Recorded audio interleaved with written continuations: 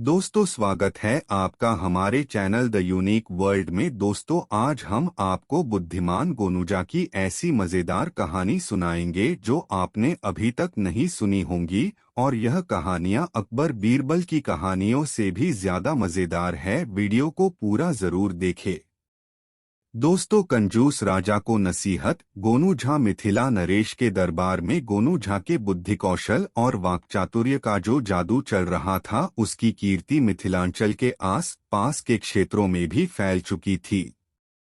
मिथिला के पड़ोसी राज्य अंग देश के राजा ने राज्योत्सव के कई अवसरों पर गोनू झा को विशेष रूप से आमंत्रित किया था तथा उन्हें पुरस्कारालंकरण आदि से सम्मानित किया था।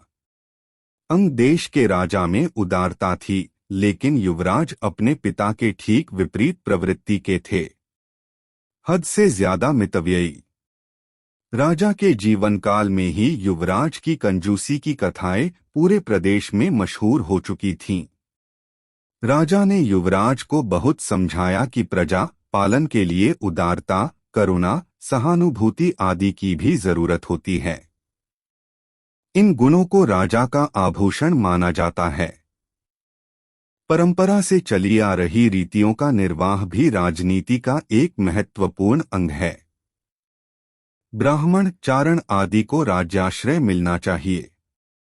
कलाकारों और साहित्यकारों को प्रोत्साहन देने के लिए राज्य की ओर से प्रतियोगिताओं का आयोजन और पुरस्कारों की व्यवस्था राजधर्म है। खिलाड़ियों के मनोबल को बढ़ाने के लिए भी राजकोष का उपयोग किया जाना चाहिए। जैसे सैनिकों को तरोताजा बनाए रखने के लिए प्रतिदिन उसकी कवायद पर राजकोष से व्यय किया जाता है, वैसे ही खिलाड़ियों और कलाकारों के लिए रंगशालाओं के निर्माण और उनके रख रखाव की व्यवस्था करना राजधर्म है। मगर युवराज को अपने पिता की ये बातें प्रभावित नहीं करतीं। उसे लगता कि इस तरह के आयोजनों से धन और समय दोनों का अपव्यय होता है। चारण और ब्राह्मण तो युवराज को मिथ्याभाषी और लोलुप लगते थे। यदि राजा का भय नहीं होता तो वह अपने महल में चारण और ब्राह्मणों के प्रवेश पर भी प्रतिबंध लगा देता। एक बार अंग देश के राजा बीमार पड़े। राजवैद्य ने अपने अनुभव से समझ लिया कि राजा अब बचने वाले नहीं हैं। उचित औषधि राजा को देकर उसने महामंत्री को परामर्श दिया कि युवराज के राज्याभिषेक की व्यवस्था कराएं। महामंत्री समझ गए कि राजा अब स्वस्थ नहीं हो सकेंगे। राज्य ज्योतिषी से परामर्श कर युवराज के राज्याभिषेक के लिए शुभ मुहूर्त और शुभ तिथि निर्धारित की गई। इस व्यवस्था के बाद राजवैद्य ने राजा को पूर्ण विश्राम में रहने तथा राज्य संचालन की जिम्मेदारी पुत्र को सौंप देने की सलाह दी। वार्धक्य के कारण राजा भी अब राजकाज से मुक्त होना चाहते थे। ऊपर से बीमारी ने उन्हें अशक्त कर रखा था। राजवैद्य की सलाह उन्हें पसंद आई। निर्धारित तिथि को शुभ मुहूर्त में युवराज का राज्याभिषेक हुआ। राजा ने अपने पुत्र को स्वयं राज सिंहासन पर बैठाया और विश्राम करने के लिए अपने कक्ष में चले गए। युवराज अपने पिता की बीमारी से दुखी था। अपने पिता की हालत से व्यथित युवराज को राजा बनने से कोई प्रसन्नता नहीं हुई। राज सिंहासन पर बैठे नए राजा के स्तुति गान के लिए चारण आए और नए राजा को आशीष देने ब्राह्मण, मगर राजा ने उनकी ओर कोई ध्यान नहीं दिया। चारण स्तुति गान और ब्राह्मण मंत्रोच्चार करने के बाद नए राजा की ओर आशा भरी दृष्टि से देखते हुए अपने स्थान पर खड़े रहे, मगर नए राजा ने उनकी ओर देखा तक नहीं। महामंत्री ने राजा का ध्यान जब चारण और ब्राह्मणों की ओर आकर्षित किया तो नए राजा ने कहा, महामंत्री जी, मेरे पिता मरणासन्न हैं। ऐसे राजकाज संभालना मेरा दायित्व था, इसलिए यह मेरे लिए कोई प्रसन्नता की बात नहीं। राजगद्दी मुझे मिलनी ही थी, सो मिली। नया क्या हुआ? अब से मेरे दरबार में इस तरह के याचकों का प्रवेश वर्जित है। राजकाज इनकी स्तुति और मंत्रोच्चार से नहीं, राजनीतिक कौशल से चलता है। मुझमें मेरे पिता वाली उदारता नहीं है कि इन निकटू पर धन जाया करूं, इन्हें अभी इसी क्षण दरबार से निकल जाने को कहें। नए राजा के इस व्यवहार से ब्राह्मण और चारण दुखी हुए।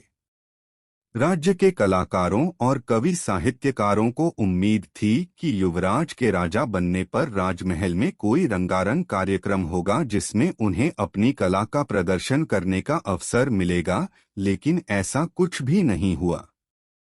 हद तो तब हो गई जब राजा बनने के बाद नए राजा ने विद्वतजनों की बैठक नहीं बुलाई। अंग देश में नए राजा की आलोचना होने लगी। जिधर सुनो बस यही चर्चा कि नया राजा दंभी और स्वेच्छाचारी है। प्रजा के दुख सुख से इसे कुछ भी लेना देना नहीं। ब्राह्मणों, चारणों और कलाकारों ने सोचा कि बिना राज्याश्रय के उनके लिए जीविकोपार्जन कठिन है।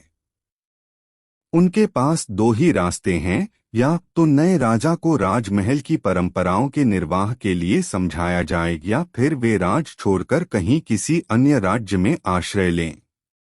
अंततः अंग देश के विद्वतजनों, ब्राह्मणों, चारणों एवं कलाकारों को गोनू झा की याद आई तथा तय हुआ कि इस मुश्किल की घड़ी में गोनू झा से परामर्श करना उचित होगा। इस निश्चय के बाद ये तमाम लोग मिथिला आए और गोनू झा के आवास पर पहुंचे। गोनू झा अंग देश के प्रसिद्ध लोगों के समूह को अपने दरवाजे पर देखकर आश्चर्यचकित रह गए। उन्होंने आगंतुक अतिथियों का स्वागत किया तथा सम्मानपूर्वक उन्हें बैठाया।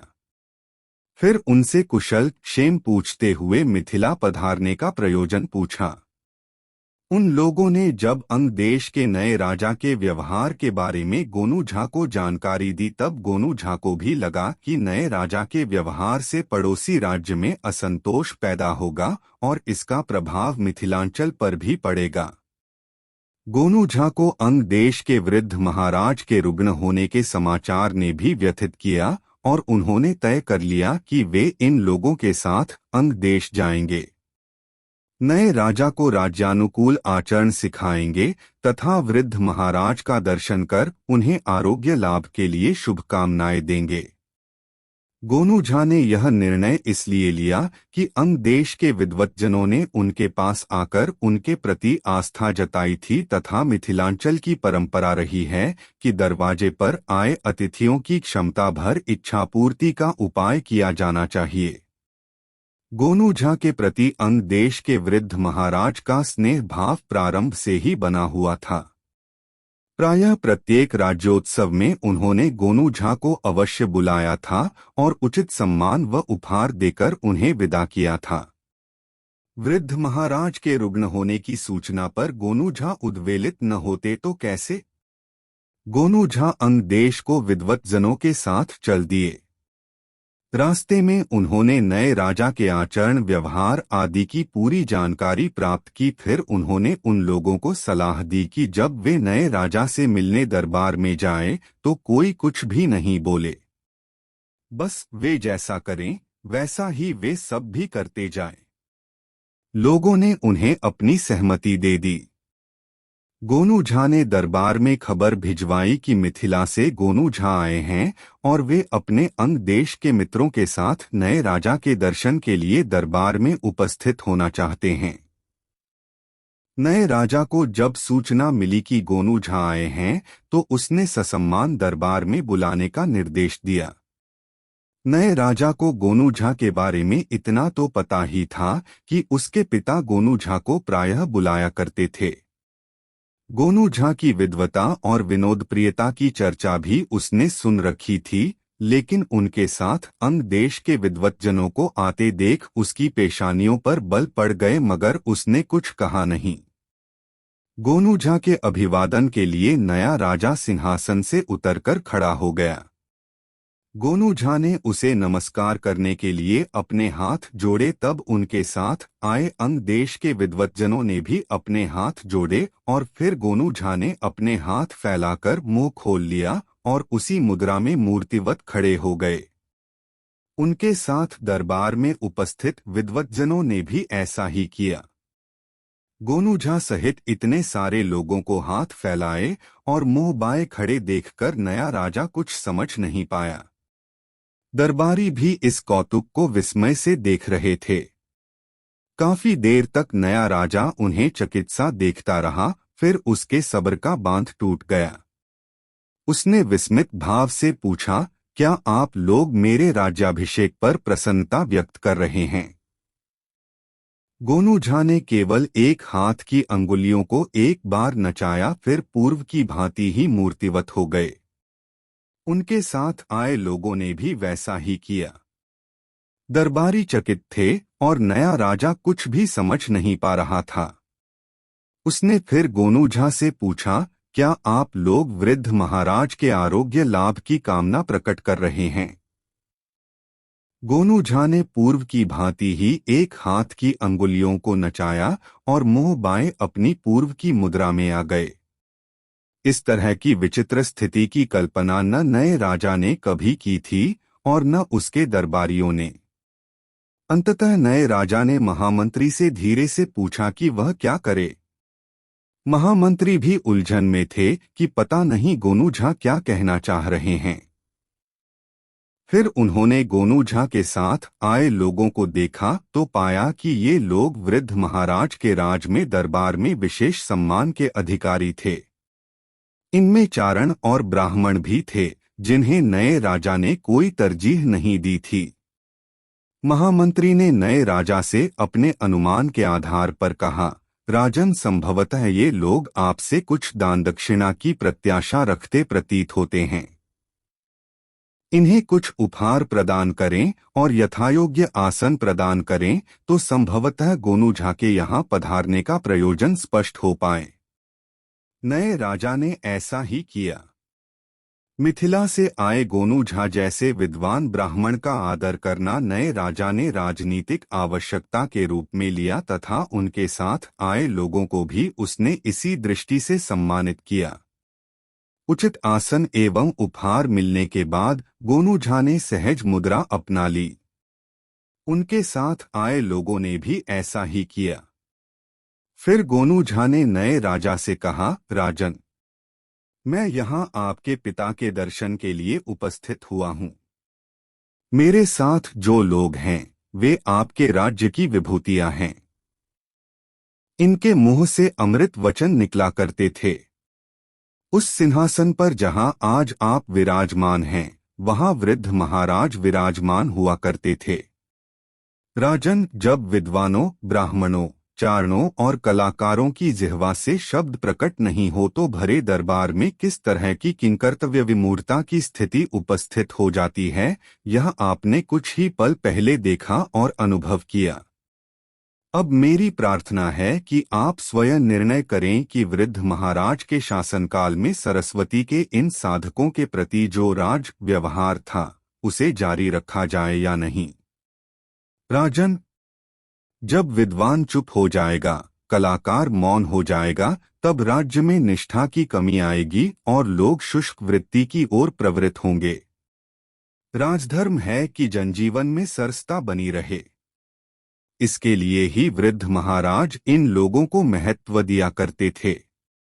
नए राजा को गोनू झा की बातें समझ में आईं और उसने विनम्रतापूर्वक अंग देश के विद्वज्जनों से अपने व्यवहार के प्रति क्षमा मांगी तथा बताया कि अपने वृद्ध पिता के आरोग्य के लिए चिंतित रहने के कारण उसने उनके साथ शुष्क व्यवहार किया था, जो किसी भी राजा के लिए शोभनीय नहीं था।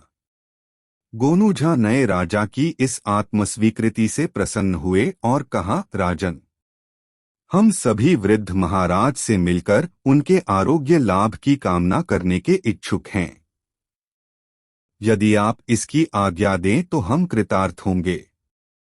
गोनू झा ने जानबूझकर बहुत औपचारिक भाषा का प्रयोग किया था, क्योंकि वे नए राजा को संदेश देना चाहते थे कि राज्य संचालन के लिए केवल अपने संवेगों, संवेदनाओं और भावनाओं का ही नहीं बल्कि परंपरा से चली आ रही औपचारिकताओं का भी निर्वाह किया जाना चाहिए।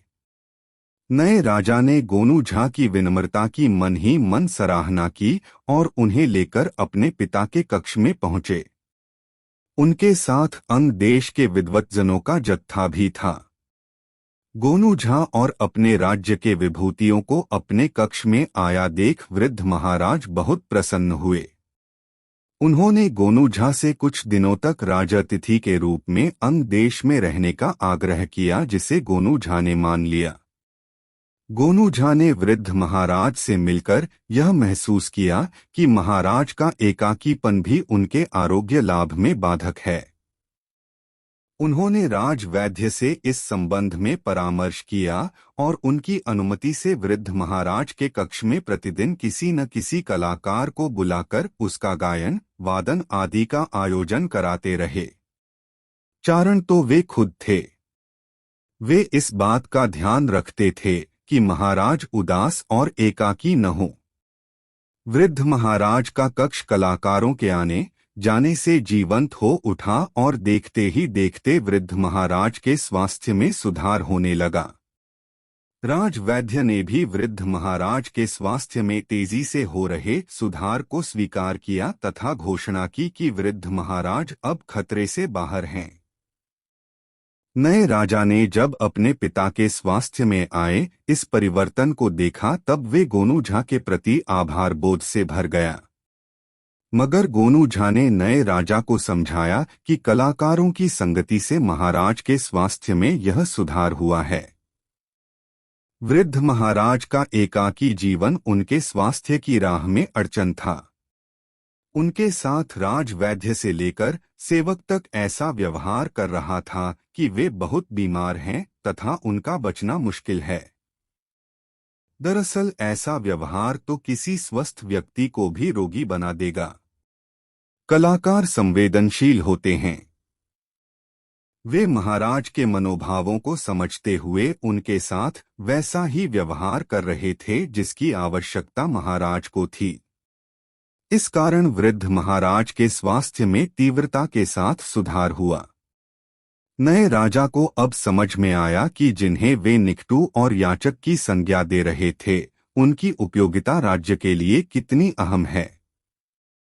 जब गोनू झा अंग देश से विदा होने को हुए तो नए राजा ने राजमहल में एक रंगारंग कार्यक्रम का आयोजन किया, जिसमें राज्य के प्रायः सभी कलाकारों की कला का प्रदर्शन हुआ। इस आयोजन में वृद्ध महाराज भी उपस्थित हुए। नए राजा ने गोनू झा को विदाई से पहले ढेर सारे उपहार दिए और अंग देश के विद्वज्जन गोनू झा को मिथिला तक पहुंचाने आए। वे सभी गोनू झा के प्रति कृतज्ञताबोध से भरे हुए थे। दोस्तों, कहानी कैसी लगी कमेंट में जरूर बताएं। दो गोनू झा की चतुराई बहुत मजेदार कहानी। दोस्तों, मिथिला नरेश की सभा में उनके बचपन का मित्र परदेश आया था। नरेश उन्हें अपने अतिथि कक्ष में ले गए। उन्होंने अपने मित्र की खूब आवभगत की। अचानक मित्र की नजर दीवार पर लगे एक चित्र पर गई। चित्र खरबूजे का था। मित्र बोला, कितने सुंदर खरबूजे हैं। वर्षों से खरबूजे खाने को क्या, देखने को भी नहीं मिले। अगले दिन मित्र ने यही बात दरबार में दोहरा दी। मिथिला नरेश ने दरबारियों की तरफ देखकर कहा, क्या अतिथि की यह मामूली सी इच्छा भी पूरी नहीं की जा सकती। सारे दरबारी, मंत्री, पुरोहित खरबूजे की खोज में लग गए। बाजार का कोना कोना छान मारा। गांवों में भी जा पहुंचे। गांव वाले उनकी बात सुनकर हंसते कि इस सर्दी के मौसम में खरबूजे कहाँ। जब सब थक गए तो एक दरबारी ने व्यंग्य से कहा, महाराज, अतिथि की इच्छा गोनू झा ही पूरी कर सकते हैं। सच है, इनके खेतों में इन दिनों भी बहुत सारे रसीले खरबूजे लगे हैं। मिथिला नरेश ने गोनू झा की तरफ देखा। नरेश की आज्ञा मानते हुए गोनू झा ने कुछ दिन का समय मांगा, फिर कुछ उपाय सोचते हुए दरबार से चले गए। कई दिन बीतने पर भी गोनू झा दरबार में नहीं आए। पुरोहित ने कहा, कहीं डरकर गोनू झा राज्य छोड़कर तो नहीं चले गए। एक सुबह जब मिथिला नरेश अपने मित्र के साथ बाग में टहल रहे थे तो गोनू झा कई सेवकों के साथ आए। सबने मिथिला नरेश को प्रणाम किया। सेवकों के साथ लाए टोकने जमीन पर रख दिए। उसमें खरबूजे थे। यह देख नरेश खुश हो उठे। उनके मित्र ने कहा कि आज वर्षों बाद इतने अच्छे खरबूजे देख रहा हूं। मिथिला नरेश ने सेवकों से छुरी और थाली लाने को कहा तो गोनू झा बोले, क्षमा करें महाराज, हमारे अतिथि ने कहा था कि वर्षों से खरबूजे नहीं देखे, इसलिए ये खरबूजे खाने के लिए नहीं, देखने के लिए हैं। ये मिट्टी के बने हैं। नरेश सहित सभी दरबारी गोनू झा की चतुराई पर दंग रह गए। गोनू झा की चतुराई पर मित्र भी जोर से हंसा। वाह गोनू झा, समझो हमने खरबूजे देखे ही नहीं, खा भी लिए। मिथिला नरेश ने गोनू झा को उसकी चतुराई के लिए ढेर सारा इनाम देते हुए उसको शाबाशी दी कि तुम सचमुच इस दरबार के अनमोल रत्न हो, तुम्हारी सूझबूझ से आज मेरे मित्र की इच्छा पूरी हो सकी। दोस्तों, वीडियो को एक लाइक जरूर कर दे। 3 दूध से भागने वाली बिल्ली। गोनू झा मिथिला में एक बार चूहों की संख्या इतनी बढ़ गई कि लोगों का जीना हराम हो गया। चूहे खेत खलिहान में उत्पात मचाते, धान की कोठियों में बिल बनाते, चौका में उछल कूद करते। राजमहल भी चूहों की आमद का शिकार हो गया था। एक रात चूहे ने महाराज की पगड़ी कुतर डाली और सुबह जब महाराज ने अपनी पगड़ी की हालत देखी तो उन्हें बहुत गुस्सा आया। उसी दिन महाराज ने बड़ी तादाद में बिल्लियां मंगाई। अपने राज्य के समस्त परिवार को एक एक बिल्ली पालने का हुक्म दिया। गरीब प्रजा इस फरमान के विरुद्ध खड़ी हो गई। दरबार में इस समस्या पर विचार विमर्श हुआ। महाराज की चिंता का विषय था कि मिथिला के लोग मृदुभाषी होते हैं। विरोध या विद्रोह से उनका कोई संबंध नहीं है, फिर बिल्ली पालने के राजाज्ञा का उल्लंघन करने पर वे कैसे आमादा हो गए।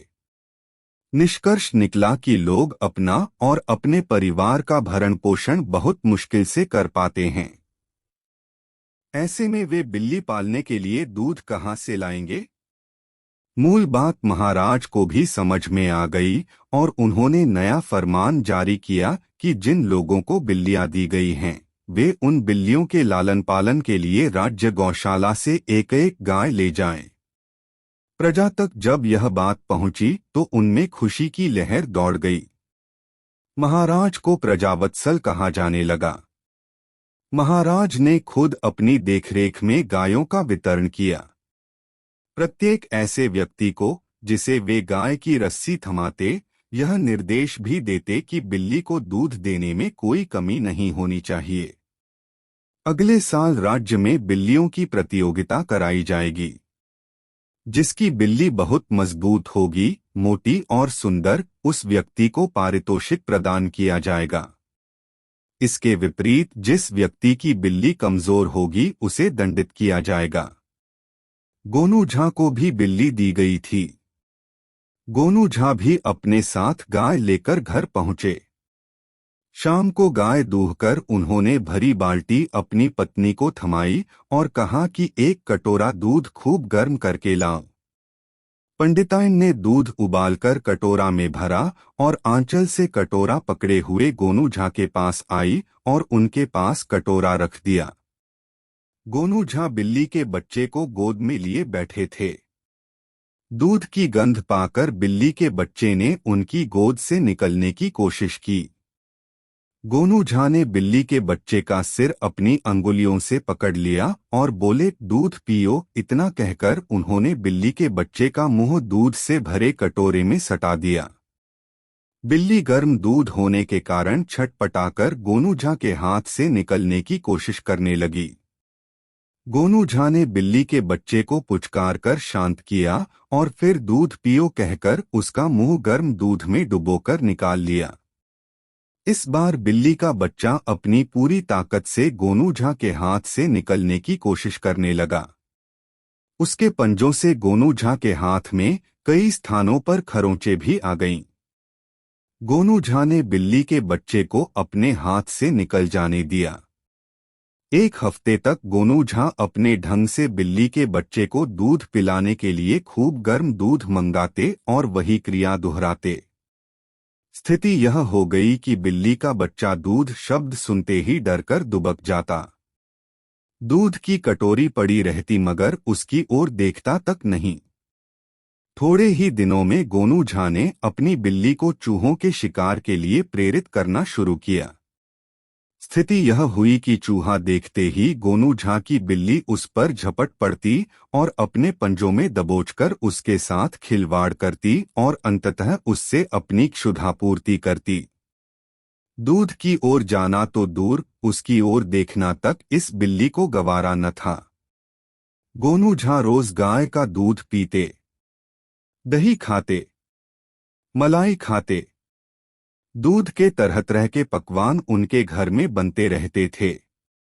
दूसरी तरफ गांव के लोगों में होड़सी मची थी कि किसकी बिल्ली ज्यादा दमदार दिखती है। अपनी बिल्ली के साथ सवार में ये लोग जितना ध्यान दे रहे थे, कभी उतना ध्यान अपने बच्चों की परवरिश पर भी इन लोगों ने नहीं दिया था। गांव में प्रायः चर्चा होती रहती थी कि अमुक व्यक्ति की बिल्ली बहुत सुंदर है, अमुक की बिल्ली के म्याऊ बोलने का अंदाज बहुत प्यारा है, अमुक की बिल्ली बड़ी ढीठ है तो अमुक की बिल्ली बड़ी चपल है। लोग अपनी बिल्ली को नहला धुलाकर घंटों उसके रोओं को तरह तरह का उपक्रम करके चमकाने में लगे रहते। उनमें से कुछ तो अपनी बिल्ली को नहलाने के बाद कंघी करने में लगते। दूध को गाढ़ा होने तक उबाला जाता ताकि बिल्ली जो दूध पिए वह ज्यादा पौष्टिक हो। कहने का तात्पर्य यह कि लोग अपना कम और बिल्लियों का ख्याल ज्यादा रख रहे थे। ग्रामीणों में इस बात की खुशी थी कि गोनू झा की बिल्ली पिलपिल ही है, बीमार सी दिखती है। लोग फुसफुसाकर आपस में बातें भी करते थे कि गोनू झा खुद गाय का दूध पी जाते हैं, बिल्ली बेचारी तो इधर उधर मुंह मारकर गुजारा करती है। ग्रामीणों को विश्वास था कि इस बार गोनू झा इस बिल्ली वाले मसले पर जरूर राजदंड के भागी बनेंगे। इसी तरह एक साल बीत गया। एक दिन महाराज ने मुनादी करा दी कि शरद पूर्णिमा के दिन सभी ग्रामीण अपनी अपनी बिल्ली के साथ राज उद्यान में उपस्थित हों। देखते देखते शरद पूर्णिमा का दिन भी आ गया। राजोद्यान में ग्रामीण अपनी बिल्लियों के साथ उपस्थित हुए। महाराज ने ग्रामीणों के पास जाकर उनकी बिल्लियां देखीं, सहलाई, प्यार किया और आगे बढ़ते गए। उन्हें प्रसन्नता हो रही थी कि उनके राज्य में अब बिल्लियों की कमी नहीं है। राज्य से चूहों का सफाया होना निश्चित है। गोनू झा सबसे अलग अपनी बिल्ली के साथ एक किनारे खड़े थे। जब महाराज उनके पास पहुंचे तो चौंक गए। अरे यह क्या पंडित जी, बिल्ली बीमार है क्या? उन्होंने गोनू झा से पूछा। नहीं महाराज, बिल्ली स्वस्थ है मगर यह दूध नहीं पीती। गोनू झा का यह उत्तर सुनकर महाराज तैश में आ गए। तुरंत एक कटोरी दूध मंगाई। दूध देखते ही गोनू झा की बिल्ली गोनू झा की गोद से जबरन छटपटाकर निकली और छलांग लगाकर दूसरी ओर महाराज के बैठने के लिए रखे आसन के पास जाकर छुप गई। महाराज को विश्वास हो गया कि गोनू झा की बिल्ली दूध नहीं पीती। दूसरे ही क्षण गोनू झा ने महाराज से कहा, महाराज, मेरी बिल्ली में वे तमाम गुण हैं जो एक बिल्ली में होने चाहिए। यह चूहे का शिकार करने में बहुत कुशल है, इतनी कुशल कि यहाँ उसके मुकाबले में कोई बिल्ली नहीं है। महाराज, मेरी विनती है कि आप सभी सज्जनों से अपनी बिल्ली छोड़ देने के लिए कहें। मेरे पास एक पिंजड़े में कई चूहे बंद हैं, मैं उन्हें खोलता हूँ। महाराज ने सबको बिल्लियां छोड़ देने के लिए कहा। सबकी बिल्ली जमीन पर रखी गई। गोनू झा ने चूहेदानी का मुंह खोल दिया। सभी देखते रह गए। बिजली जैसी तेजी से गोनू झा की बिल्ली ने ताबड़तोड़ सारे चूहे मार डाले। अन्य लोगों की बिल्लियां दूध से अघाई अपने स्थान पर अलसाई हुई पड़ी रहीं। गोनू झा ने कहा, महाराज, राज्यहित में यही है कि बिल्ली ऐसी हो जो चूहों को मार सके। महाराज गोनू झा के तर्क से प्रसन्न हो गए और उस वर्ष बिल्ली पालन का पारितोषिक गोनू झा को ही प्राप्त हुआ। दोस्तों, यह कहानी आपको कैसी लगी कमेंट में जरूर बताएं। चार कोरों की सजा बहुत मजेदार कहानी। दोस्तों, मिथिला नरेश कलाप्रिय व्यक्ति थे। अपने राज्य में कला प्रेमियों को प्रोत्साहित करने के लिए वे प्रायः प्रतियोगिताओं का आयोजन कराते। विभिन्न त्योहारों के अवसर पर राजदरबार की ओर से विभिन्न तरह के मनोरंजक कार्यक्रमों का आयोजन वे कराते रहते, जिसके माध्यम से कलाकारों को इतनी आमदनी हो जाती थी कि वे अपनी कला साधना में सालों भर लगे रह सकते थे। कलाकारों के प्रति मिथिला नरेश की सदाशयता की चर्चा दूर दूर तक फैली हुई थी। बाहर से आने वाले कलाकारों के लिए मिथिला नरेश का दरवाजा हमेशा खुला रहता था। प्रायः कलाकार किसी आवश्यकता के समय में राजदरबार जाते और मिथिला नरेश के समक्ष अपनी कला का प्रदर्शन कर उनसे कुछ न कुछ पारितोषिक प्राप्त कर लौट आते। मिथिला नरेश ने आगंतुक कलाकारों की सुविधा के लिए एक कक्ष का निर्माण कराया था।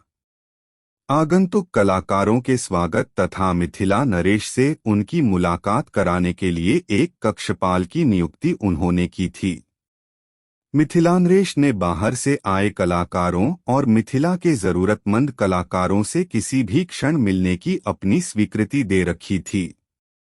लेकिन उन्होंने कक्षपाल को यह अधिकार भी दे रखा था कि वह यह जांच परख ले कि कलाकार वाकई कला साधक है और जरूरतमंद है। इस व्यवस्था से कुछ दिनों तक तो सब कुछ ठीक चला, किंतु जब कक्षपाल ने देखा कि मिथिला नरेश से मिलकर लौटने वाले कलाकार तरह तरह के उपहार प्राप्त कर वापस आते हैं, तो उसने सोचा कि यदि वह इन फटीचर से दिखने वाले कलाकारों को महाराज से मिलने की स्वीकृति प्रदान नहीं करे तो क्या उन्हें ये पुरस्कार मिल सकेंगे? नहीं। फिर उसके मन में विचार आया कि क्यों न वह इन आगंतुकों से सौदा करे कि महाराज से मिलना है तो उनसे प्राप्त होने वाली पुरस्कार राशि का 25% वे कक्षपाल को प्रदान करेंगे। और इस निर्णय पर पहुंच जाने के बाद दूसरे ही दिन से कक्षपाल कलाकारों से उनकी पुरस्कार राशि का 25% वसूलने लगा। कुछ दिन यूं ही बीते। कक्षपाल के रुतबे में फर्क आ गया। कहाँ उसे कलाकारों के स्वागत के लिए नियुक्त किया गया था और कहाँ वह कलाकारों से दबंगता से पेश आने लगा। उसके कर्तव्यों में यह बात शामिल थी कि मिथिला नरेश से मिलने की इच्छा रखने वाले कलाकारों की वह जांच परख कर ले कि वह वाकई कला साधक है या नहीं। मगर वह इस नीति वाक्य को भूलकर हर उस व्यक्ति को महाराज से मिलने की इच्छा पूरी करने लगा जो उसे 25% का भुगतान करने को तैयार हो जाता।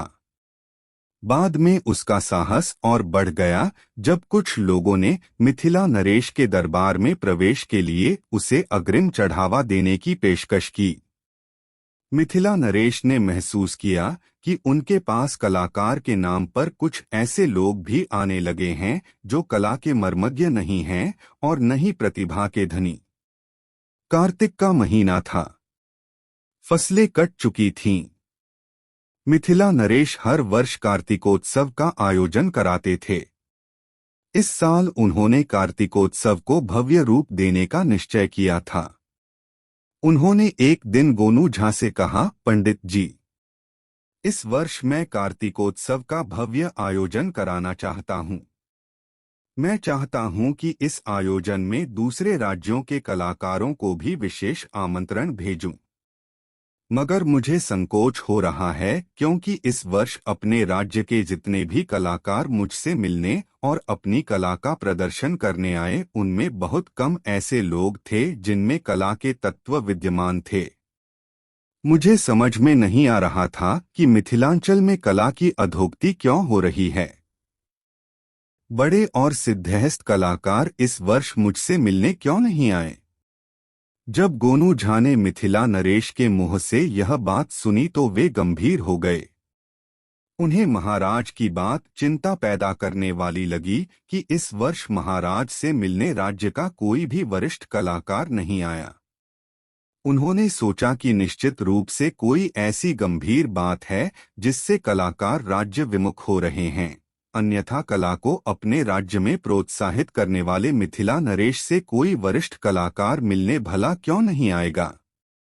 गोनू झा ने मिथिला नरेश से कहा, महाराज, आप कार्तिकोत्सव की तैयारियों का निर्देश जारी करें और मुझे 1 हफ्ते का समय दें।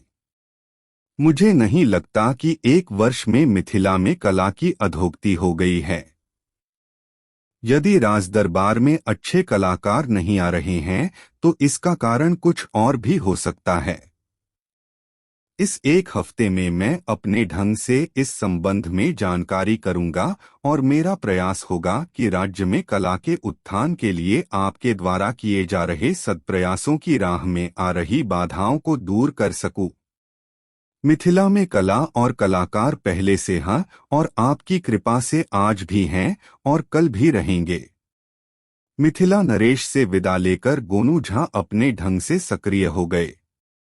मिथिला नरेश से हुई बातचीत के 3 दिन बाद ही गोनू झा दरबार में आए और उन्होंने प्रस्ताव रखा कि राज्य के हर आयु वर्ग के लिए एक मेधा परीक्षण प्रतियोगिता का आयोजन भी इस बार के कार्तिकोत्सव में होना चाहिए।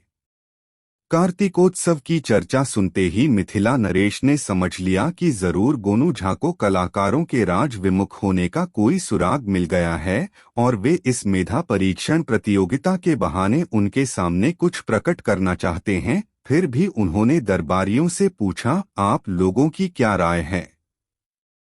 दरबारियों में ऐसे लोगों की कमी नहीं थी जो गोनू झा से जलते थे या ऐसे समय की प्रतीक्षा में रहते थे कि गोनू झा को नीचा दिखाया जा सके।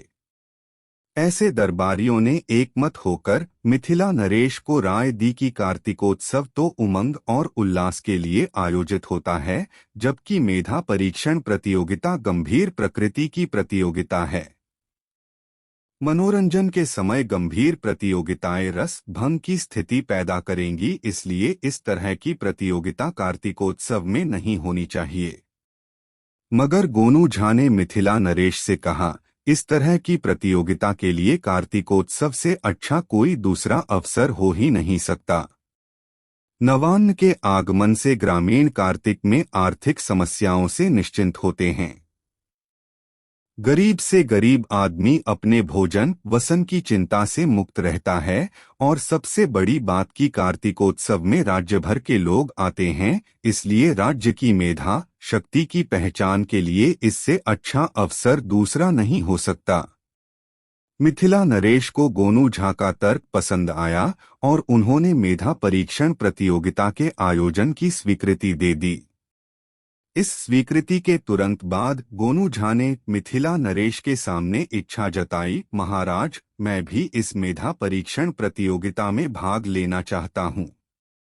दरबारियों में जैसे ही गोनू झा को महाराज से यह कहते सुना कि मेधा परीक्षण प्रतियोगिता में वह भाग लेना चाहते हैं, तो उन्होंने विरोध करना शुरू कर दिया कि इस तरह की किसी भी प्रतियोगिता में राज दरबार का कोई भी व्यक्ति शामिल नहीं हो सकता। लेकिन गोनू झा ने पुनः मिथिला नरेश से कहा, महाराज, मैं इस प्रतियोगिता में अपनी मेधा की वास्तविक क्षमता की पहचान के लिए भाग लेना चाहता हूँ।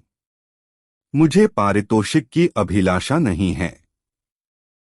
उन्होंने दरबार में घोषणा की कि दरबारी यदि उन्हें इस प्रतियोगिता में शामिल होने के लिए इस शर्त पर स्वीकृति प्रदान करें कि वे कोई भी इनाम ग्रहण नहीं करेंगे, तो वे उनके आभारी रहेंगे।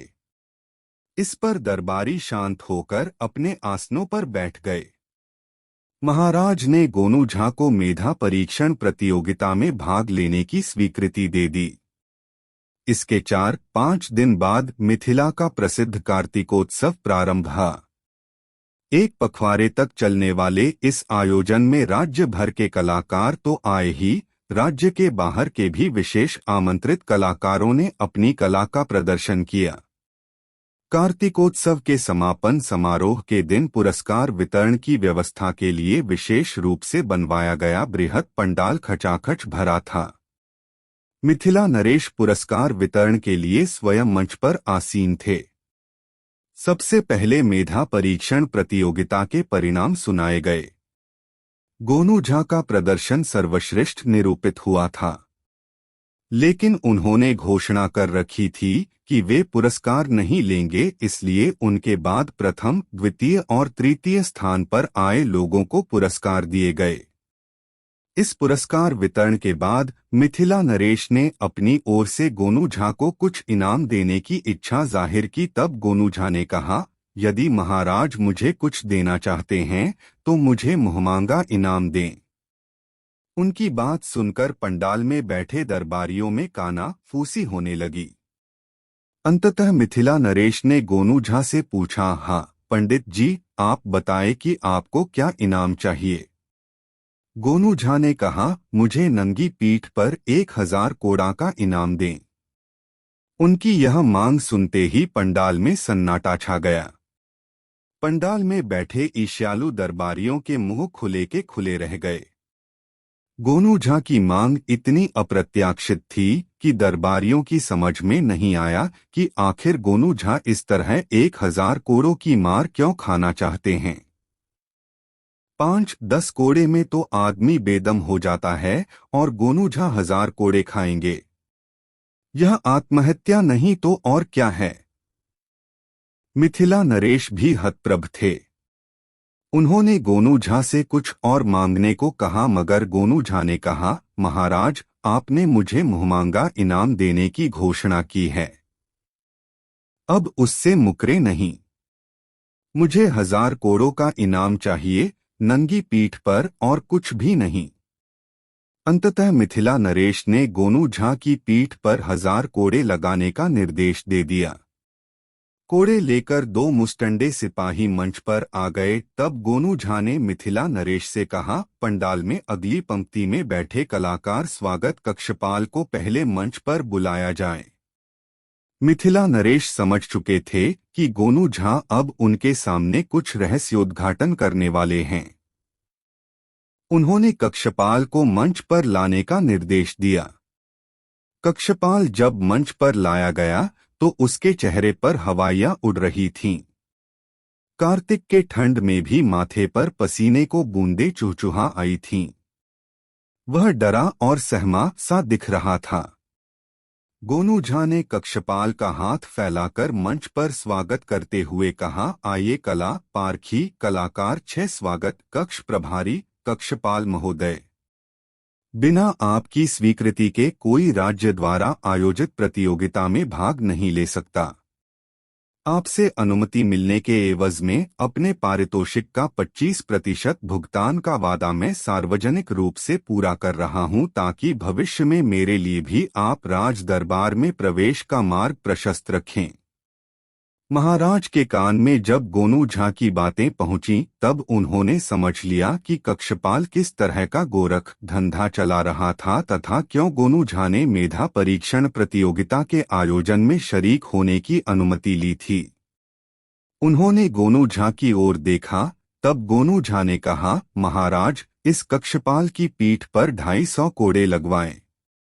इसने मेरे साथ सौदा किया था कि जो भी पारितोषिक मुझे मिलेगा उसका 25% मैं इसे दे दूंगा। ऐसा नहीं करने पर इसने चेतावनी दी थी कि फिर यह भविष्य में कभी भी नरेश से मिलने का अवसर मुझे प्रदान नहीं करेगा। पंडाल में बैठे कलाकारों ने भी खड़े होकर कक्षपाल की शिकायत शुरू कर दी। महाराज ने सभी की बातें सुनी। मंच पर ही कक्षपाल को सार्वजनिक रूप से कोड़े लगाए गए और नौकरी से बर्खास्त किए जाने की घोषणा भी कर दी गई। महाराज ने गोनू झा को ढेर सारा इनाम दिया और कला शिरोमणि की उपाधि से विभूषित किया। कार्तिकोत्सव में भाग लेने आए कलाकारों ने मुक्तकंठ से गोनू झा की प्रशंसा की और गोनू झा से ईर्ष्या रखने वाले दरबारी अपना सा मोह लिए लौट गए। दोस्तों, यह वीडियो आपको कैसा लगा कमेंट में जरूर बताएं और वीडियो को एक लाइक जरूर कर दें। 5 गोनू झा को मृत्यु दंड। बहुत मजेदार कहानी। दोस्तों, गोनू झा के वाक्चातुर्य और बुद्धि कौशल पर मुग्ध थे मिथिला नरेश। कोई भी उलझन आए, गोनू झा उसे चुटकियों में सुलझा लेते। राज्य की मर्यादा, राज्य के मान सम्मान, दरबार की गरिमा, सत्ता के आदर्श, पड़ोसी राज्यों से कूटनीतिक संबंध, सीमांत क्षेत्रों की गतिविधियों पर नजर, कलाकारों को प्रोत्साहन, यानी ऐसा वह सब कुछ जो राज्य धर्म के निर्वाह के लिए जरूरी हो, गोनू झा का ध्यान उन सभी बातों पर लगा रहता था। उनकी इस बहुआयामी प्रतिभा के कायल थे मिथिला नरेश, और उनकी इसी बहुआयामी प्रतिभा से जलते थे मिथिला दरबार के दरबारी। अपनी कार्यकुशलता और बुद्धिलाघव के कारण मिथिला नरेश के दरबार में गोनू झा न केवल नरेश द्वारा प्रशंसित होते रहते थे, बल्कि प्रायः किसी न किसी कारण से उन्हें पुरस्कृत भी किया जाता था। इस तरह मिलने वाले पुरस्कारों से गोनू झा के सम्मान में तो वृद्धि होती ही थी, उनकी आर्थिक स्थिति में भी लगातार सुधार हो रहा था। दरबारियों के उनसे जलने का कारण यही था। दरबारी सोचते, कहाँ 2 जून रोटी के लिए तरसने वाला गरीब ब्राह्मण गोनू झा, और कहाँ मिथिला नरेश के दरबार में बहुप्रशंसित दरबारी गोनू झा। ऐसे अनेक अवसर उस दरबार में आ चुके थे जब सभी दरबारियों ने मिलकर गोनू झा को नीचा दिखाने की कोशिश की थी, मगर गोनू झा अपनी बुद्धि के बल से उन सब पर भारी पड़े थे। इसलिए गोनू झा से ईर्ष्या रखने वाले दरबारी उनसे सीधी टक्कर लेने की बजाय उन्हें किसी साजिश के तहत महाराज की नजर से गिराने के अवसर की ताक में लगे रहते थे। एक बार की बात है, अंग देश के महाराज ने मिथिला नरेश को संदेश भेजा कि वे मिथिला भ्रमण हेतु आना चाहते हैं। मिथिला नरेश इस संदेश से प्रसन्न हुए और अंग नरेश को संदेश भेज दिया कि उनके स्वागत के लिए मिथिला उनकी राह देख रही है। आम, लीची से भरे मिथिला के बाग, रोहू, कतला, बचवा, पुख्ता, आसर, बामी, गैंचा जैसी मछलियों से भरे तालाब, कमल और मखानों से सुवासित मिथिला के सरोवर, कनेर, गुलाब आदि विविध पुष्पों से सजी मिथिला की फुलवारियां उनकी बेताबी से प्रतीक्षा कर रही हैं। अंग देश मिथिला का मित्र राज्य है। वहां के नरेश के आगमन पर राज्य में उनके स्वागत में कैसे आयोजन होना चाहिए, यह ध्यान में रखकर महाराज ने विशेष दरबार लगाया और सभी दरबारियों से राय ली गई और तय हुआ कि मिथिलांचल में प्रवेश के समय सीमांत क्षेत्र पर स्वयं मिथिला नरेश अंग नरेश का स्वागत करने के लिए उपस्थित रहेंगे। उनके साथ होंगे मिथिला नरेश और मिथिला दरबार के विशिष्ट दरबारीगण। गाजे बाजे के साथ अंग नरेश का स्वागत होगा। सीमांत क्षेत्र से लेकर राजमहल तक पुष्पों से आच्छादित तोरण द्वारों की श्रृंखला होगी तथा पूरी राह में मार्ग के दोनों किनारों पर सुंदर वस्त्रों में सजे धजे मिथिलांचल वासी पंक्तिबद्ध होकर अंग नरेश के आगमन को प्रतीक्षा करेंगे। संपूर्ण मार्ग सुवासित पर्ण पुष्पों से आच्छादित रहेगा। जब अंग नरेश इस मार्ग से गुजरेंगे तब मिथिलावासी मिथिला और अंग देश की मैत्री का गुणगान करेंगे और दोनों राज्यों के लिए जयघोष करेंगे। राजमहल में भी तरह तरह के रंगारंगा कार्यक्रमों के आयोजनों की सूची तैयार हुई। नृत्य, गीत, संगीत, नाटक के अलावा कुश्ती, कबड्डी, खो खो, मल्लयुद्ध आदि के आयोजनों को भी सूची में स्थान मिला। मिथिला नरेश ने अंग देश के राजा की आगवानी के लिए विशिष्ट दरबारियों की सूची तैयार करवाई, लेकिन इस सूची में गोनू झा को स्थान नहीं मिला। सभी दरबारी खुश हुए। उन्हें लगा कि गोनू झा की औकात ही क्या है तो भांड ही न। चाटुकारिता करके महाराज का मुहलगा बन गया है और अपने को महाविद्वान समझता है। महाराज गुणों को समझते हैं, तभी तो इस विशेष अवसर पर गोनू झा को अपने से दूर रखा है। आखिर राज्यों के बीच कूटनीतिक संबंधों का सवाल है, इसमें भांड का क्या काम। गोनू झा को स्वागतकर्ताओं को सूची में शामिल नहीं किए जाने से दरबारी मन ही मन बहुत खुश थे। उनमें कुछ दरबारी ऐसे भी थे जो यह कयास लगा रहे थे कि महाराज किसी बात से गोनू झा से अवश्य नाराज हैं। अगर ऐसा नहीं होता तो महाराज उन्हें अवश्य अंग नरेश के स्वागत के लिए अपने साथ लेकर जाते। दरबारी इसी गुंधुन में लगे थे कि मिथिला नरेश ने घोषणा की कि राज्य में अंग नरेश के आगमन से लेकर प्रस्थान तक की सभी तैयारियों का जिम्मा गोनू झा को सौंपा जाता है। उन्हें यह अधिकार भी दिया जाता है कि इन तैयारियों के लिए आवश्यक धन वे राज्य कोषागार से प्राप्त कर सकेंगे, किंतु उन्हें प्रत्येक व्यय का ब्यौरा कोषागार को देना होगा। उनसे राज्य यह अपेक्षा रखता है कि ये तैयारियां आकर्षक, मनोरंजक और निर्दोष हों। गोनू झा स्वयं अनुभवी और जिम्मेदार हैं, इसलिए उन्हें यह बताने की आवश्यकता नहीं कि यह दो मित्र राष्ट्रों के बीच आपसी तालमेल और समझ की बुनियाद को मजबूत करने का अवसर भी है। दरबारियों के कान खड़े थे। महाराज की घोषणा का एक एक शब्द उन्होंने गौर से सुना। दरबार के समापन के बाद गोनू झा के विरोधी दरबारी आपसी मंत्रणा के लिए एक स्थान पर एकत्रित हुए। उनका हृदय झूम रहा था। बाँछें खिली हुई थीं। एक दरबारी ने दूसरे उम्रदराज और अनुभवी दरबारी से पूछा, आज राज दरबार में महाराज द्वारा की गई घोषणा का आप क्या अर्थ निकालते हैं? राजा की भाषा में गोनू झा के प्रति कहीं आत्मीयता लक्षित नहीं हो पाई। बाकी दरबारी भी उत्सुक हो उठे। तब एक अनुभवी दरबारी ने कहा, राजा की भाषा समझना कभी आसान नहीं होता। इसीलिए यह किंवदंती प्रचलित है, राजा के अगारी और घोड़ा के पछारी मत जाना। समझे कुछ? दो तीन दरबारी एक साथ पूछ बैठे, क्या मतलब? जरा ठीक से समझाइए। उनके स्वरों में आवेश, उत्तेजना और उत्सुकता के मिलेजुले भाव थे और आंखों में थी तीव्र व्यग्रता। अनुभवी दरबारी ने मुस्कुराते हुए कहा, समझो, गोनू झा के दिन लद गए।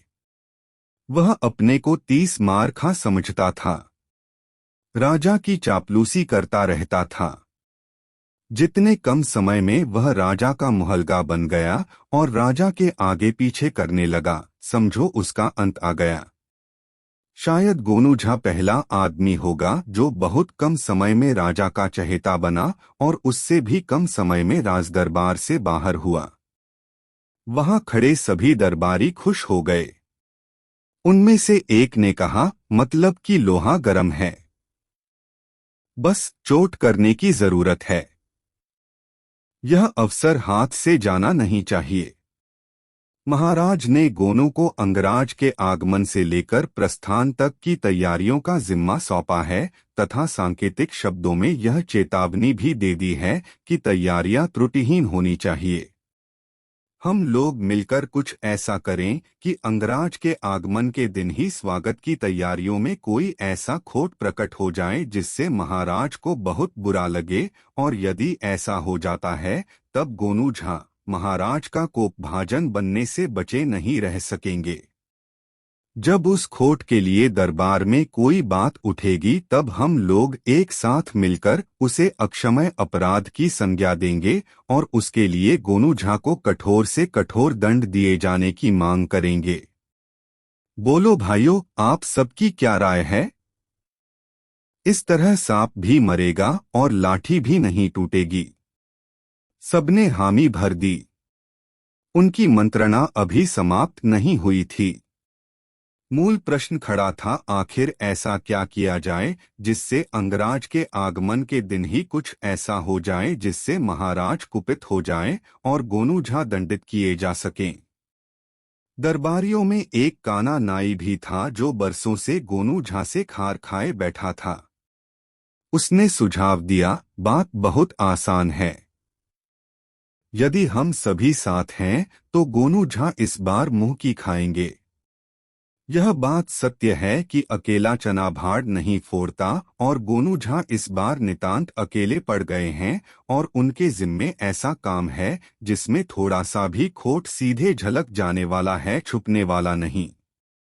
मेरी सलाह है कि सीमांत क्षेत्र से राजमहल के बीच खजूर वन्नी के पास सड़क संकरी और बदहाल है। यदि हम लोग वहां मजदूरों को कुछ पैसों का लोभ देकर उस सड़क में गड्ढे करवाकर उसको कीचड़ से भरवा दें और उस कीचड़ पर फूलों की मोटी परत बिछवा दें तो बात आसान हो जाएगी। उधर से महाराज अंग नरेश के साथ रथ पर ही गुजरेंगे। हो सकता है कि रथ में जुते घोड़ों के टापों से कीचड़ उछले और महाराज और उनके अतिथि को कीचड़ स्नान कर दे, और यह भी हो सकता है कि रथ कीचड़ में फंस जाए। होने को तो यह भी हो सकता है कि अचानक गड्ढे में पांव पड़ने से घोड़ा ही गिर जाए। सभी इस सलाह से उछल पड़े और काना नाई की सलाह को सर्वस्वीकृति मिल गई।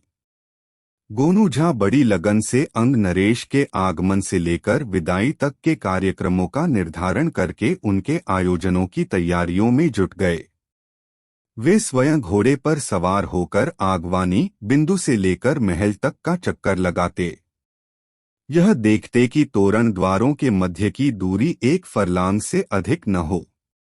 मुख्य मार्ग के अगल-बगल नरेशों के स्वागत के लिए खड़े रहने वाले लोगों की सुविधा के लिए जगह जगह पर प्याऊ की व्यवस्था, राज्य की ओर से इन लोगों के लिए दही, छाछ व जलपान का प्रबंध, तोरण द्वारों के मध्य की दूरी को रंग बिरंगे पताकों से सजाने का कार्य, एक काम को बारीकी से देखते गोनू झा समझ रहे थे कि महाराज ने उन्हें यह काम इसलिए सौंपा है कि यही कार्य सबसे महत्वपूर्ण था।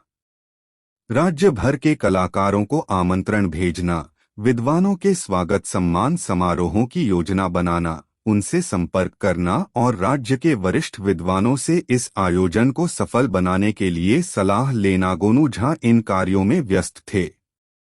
न दिन को चैन न रात को विश्राम। एक ही धुन में रमे थे गोनू झा कि उन्हें जो जिम्मेदारी सौंपी गई है वे उसे खूबी के साथ अंजाम दे पाएं।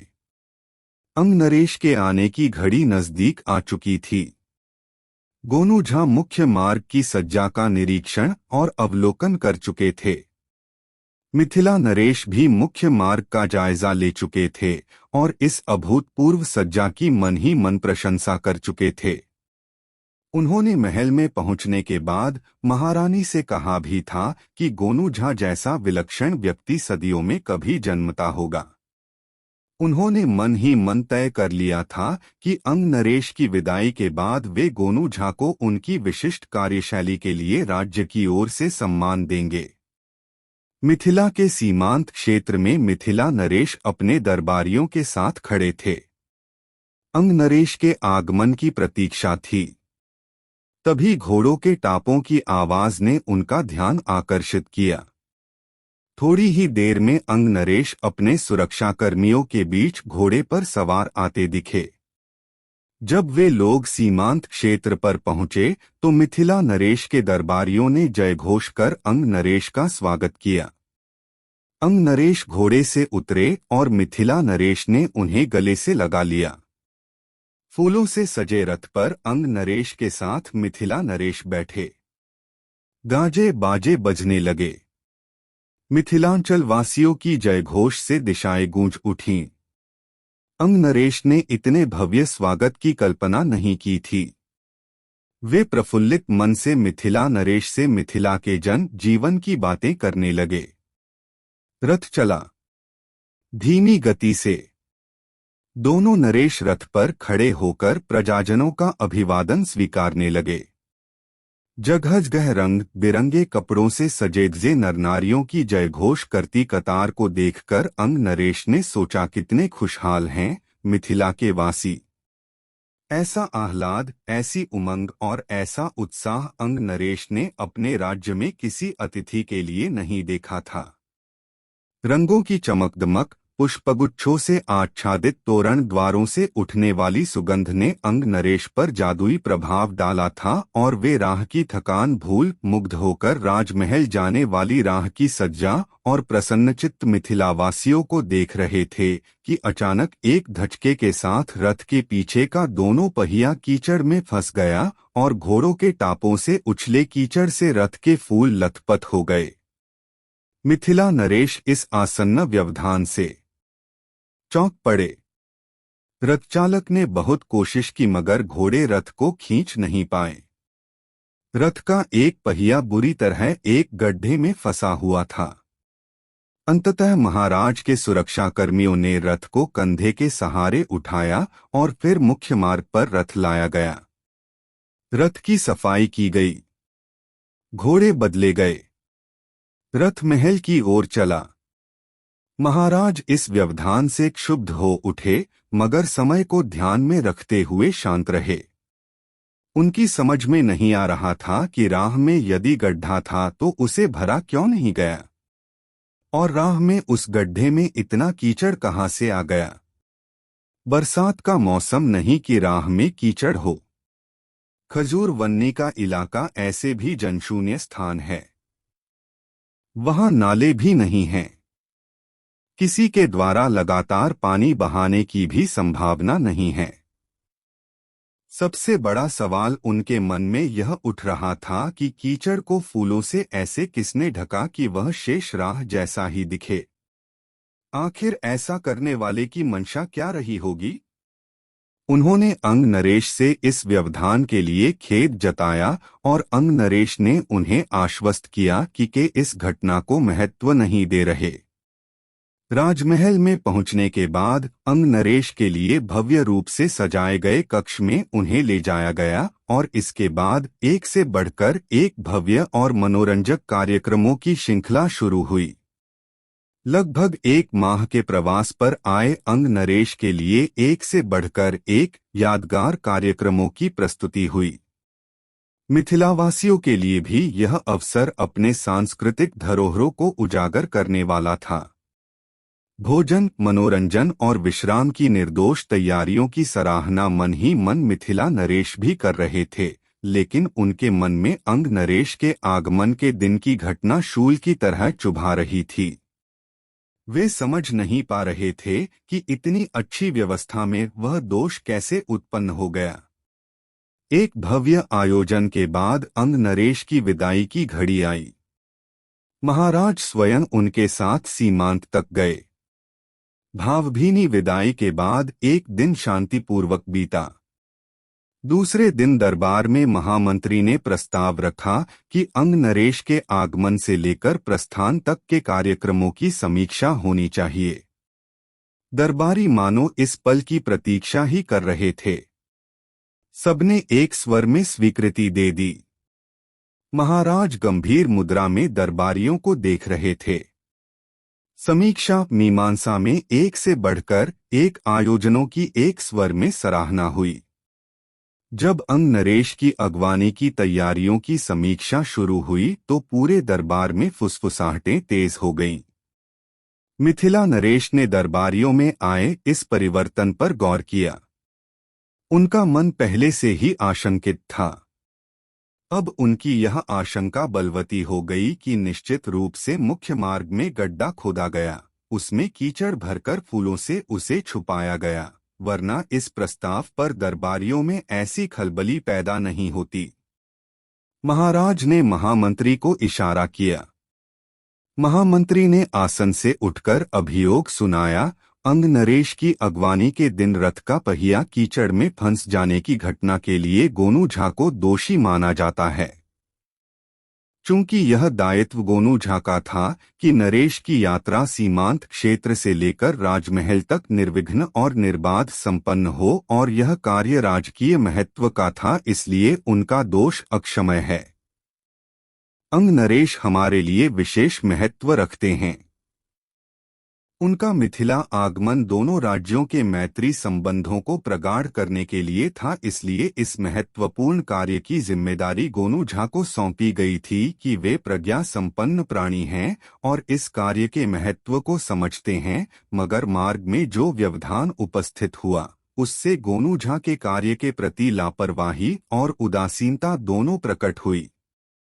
यह लापरवाही मिथिला के हित में कदापि नहीं कही जाएगी और इसके लिए मेरी गुजारिश है कि महाराज मिथिला नरेश गोनू झा को कड़ा से कड़ा दंड दें ताकि भविष्य में कोई भी व्यक्ति ऐसा आचरण करने का साहस नहीं कर सके जिसमें दो राज्यों के मधुर संबंध प्रभावित होने के आसार नजर आते हों। मेरी समझ में यह घटना छोटी नहीं है और यह प्रकारांतर से राजद्रोह की प्रकृति का संकेत देती है, जिसके लिए राज्य के विधान में मृत्युदंड निर्धारित है। दरबारियों ने जब प्रधानमंत्री की बातें सुनी तो वे प्रसन्न हो उठे। एक हर्ष ध्वनि संवेद उठी और महाराज ने दरबारियों की मुखमुद्रा से समझ लिया कि गोनू झा को मृत्युदंड की पेशकश से वे सभी प्रसन्न हैं। महाराज ने गोनू झा की ओर देखा। गोनू झा शांत थे। उनके चेहरे पर भय का कोई भाव नहीं था। महाराज अपने आसन से उठे और दरबारियों से पूछा, आप सबकी क्या राय है? दरबारी एक स्वर से चीख पड़े, प्रधानमंत्री महोदय का निर्णय विधान सम्मत है। गोनू झा दंड के भागी हैं और उन्हें कड़ी सजा मिलनी चाहिए। महाराज ने गोनू झा की ओर देखा और गंभीर मुद्रा में बोले, पंडित जी, आप कुछ कहना चाहते हैं? गोनू झा ने कहा, महाराज, प्रधानमंत्री महोदय की न्याय व्यवस्था से मैं सहमत हूं। मैं उस दिन की घटना के लिए जिम्मेदार हूं और स्वीकार करता हूं कि उस गफलत के कारण कुछ भी ऐसा घटित हो सकता था जिससे दो मित्र राज्यों के संबंधों में कटुता आ सकती थी। अपना अपराध स्वीकार करते हुए मैं अपने लिए कठोर से कठोर दंड दिए जाने की पेशकश करता हूं। महाराज गोनू झा के चेहरे को देख रहे थे। गोनू झा की मुखमुद्रा शांत और निर्दोष थी और उनके मुंह से निकलने वाला प्रत्येक शब्द संतुलित ध्वनि के साथ दरबार में अनुगूंजित हो रहा था। महाराज ने दरबारियों की ओर देखा। भी दरबारी प्रसन्न मुद्रा में बैठे थे तथा महाराज द्वारा दंड सुनाए जाने की प्रतीक्षा में थे। महाराज के पास दंड देने की शक्ति थी और दंड मुक्त करने का अधिकार भी। महाराज इतना भाप चुके थे कि दरबारी गोनू झा को दंडित करवाना चाह रहे हैं और वे यह भी समझ चुके थे कि गोनू झा निर्दोष हैं। उन्हें किसी षड्यंत्र के तहत अपराधी के रूप में दरबार में खड़ा करने का माहौल तैयार किया गया है। मन ही मन कुछ निश्चय कर महाराज ने हठात ऊंची आवाज में दो पंक्तियों में अपना फैसला सुनाया, गोनू झा, आप राजद्रोह के दोषी हैं। मैं आपको मृत्युदंड देने का निर्णय सुनाता हूं। महाराज की आवाज सुनकर दरबार में हर्ष ध्वनि हुई। प्रसन्न मुद्रा में दरबारियों ने मन ही मन सोचा, निकल गया कांटा। गोनू झा शांत थे। तभी महाराज ने पूछा, गोनू झा, आपकी कोई अंतिम इच्छा हो तो कहें, हम उसे अवश्य पूरी करेंगे। गोनू झा ने कहा, महाराज, आपका दंड शिरोधार्य। मैं फांसी पर लटकने को तैयार हूं। राजाज्ञा का पालन मेरा धर्म है। मैंने जो अपराध किया है उसकी सजा मुझे मिलनी ही चाहिए।